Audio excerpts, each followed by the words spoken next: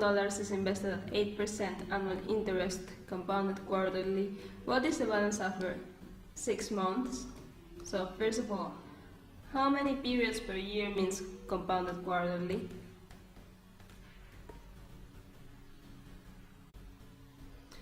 Compounded quarterly means that there are 4 periods per year.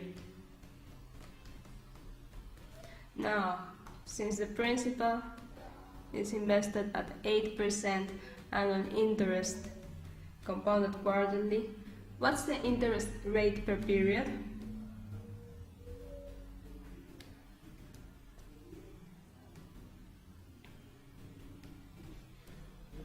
The interest rate per period is the annual interest divided by the number of periods per year divided by 4. So now the interest rate per period is 2%. Now the formula for compound interest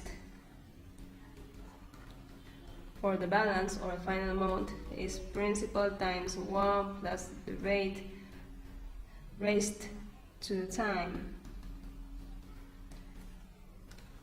We need to find the balance after 6 months. In 6 months there are 2 quarters or 2 periods, so the time here is 2. Now the principal is $20,000. 1 plus, remember that the rate must be written as a decimal, and 2% written as a decimal is 0.02. Now the balance is $20,000 times 1.02 squared.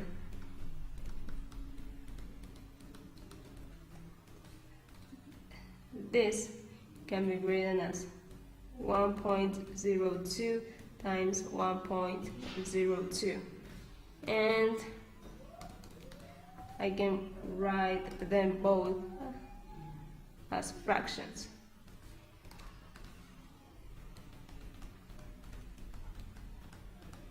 $1.02 as a fraction is 102 divided by 100.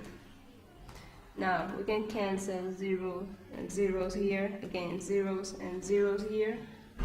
Finally, the balance after 6 months is 2 times 102 times 102. So this is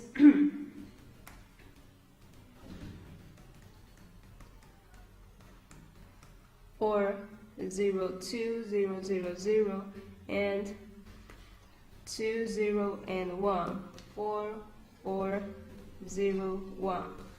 So the balance after 6 months is twice 10,404, and this is 20,808. Choice C is correct. If X dollars is invested at 36% annual interest compounded monthly, what is the balance after 2 years? So first of all, how many periods per year means compounded monthly?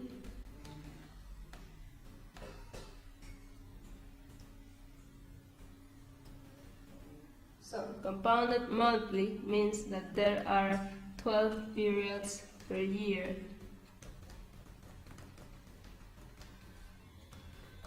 If the principal is invested at 36% annual interest compounded monthly, what's the interest rate per period?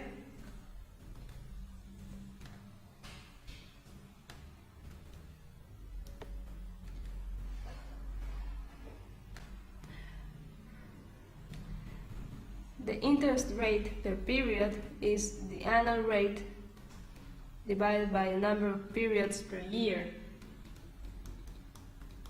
3%. Now, I want to find the balance after 2 years. The formula for compounded interest is the balance is equal to the principal times 1 plus the rate raised to the time. Now, in 2 years, there are 24 months. In other words, there are 24 periods. Therefore, the time here is 24. Now, the balance is the principal, X dollars, times 1 plus the rate. Remember that the rate is always written as a decimal. The decimal representation for 3% is 0.03. Now, the balance after 2 years is X times 1.03 to the 24th power. Choice E is correct. A sum of money doubled itself at a compound annual interest in 12 years. In how many years it will become 16 times the original amount? First of all, let's remember the compound interest formula. The final amount or the balance is the principal times 1 plus the rate raised to the time. Here, they state the following. Sum of money doubled itself at a compound annual interest in 12 years. The final amount is twice the principal, and the time is 12 years. Here we can cancel P and P, and we can find the value of 1 plus the rate. Which of the following represents the value of 1 plus the rate?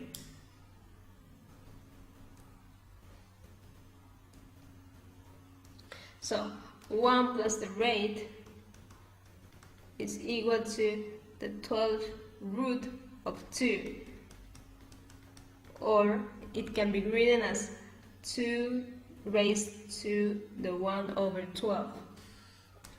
Now, let's read the question again. In how many years it will become 16 times the original amount?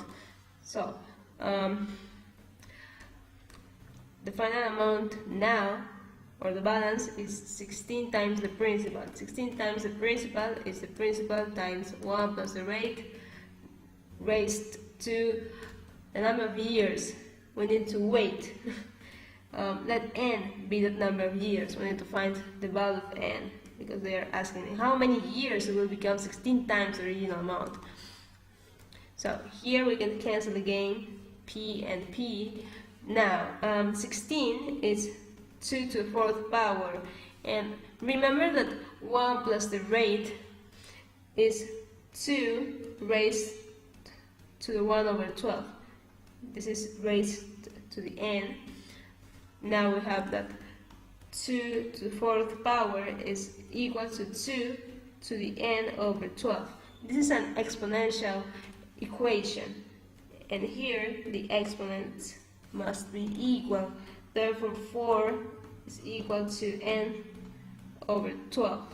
Solving for n is equal to 48 years. Choice D is correct.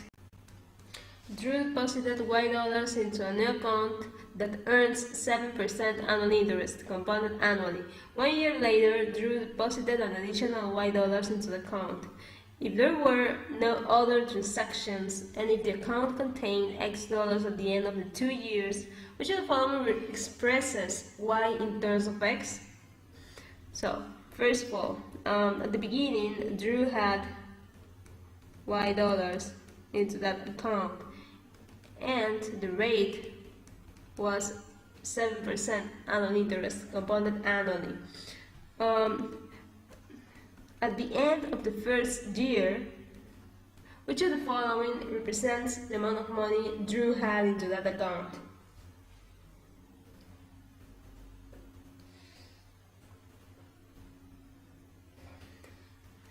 So, at the end of the first year, according to the formula, he had Y times 1 plus the rate raised to the first power, and they state that Drew deposited an additional Y dollars into the account.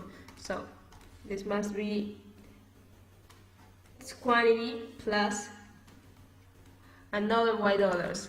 Therefore, at the end of the first year, Drew had 1.07 times y plus y dollars. This is the amount of money Drew had at the end of the first year. Then they state the following: if there were no other transactions and if the account contained X dollars at the end of the 2 years. So at the end of the second year, X must be equal to the amount of money he had at the end of the first year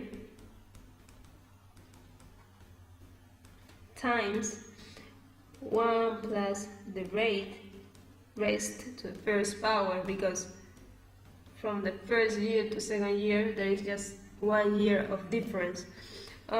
Here this sum is equal to 1.07.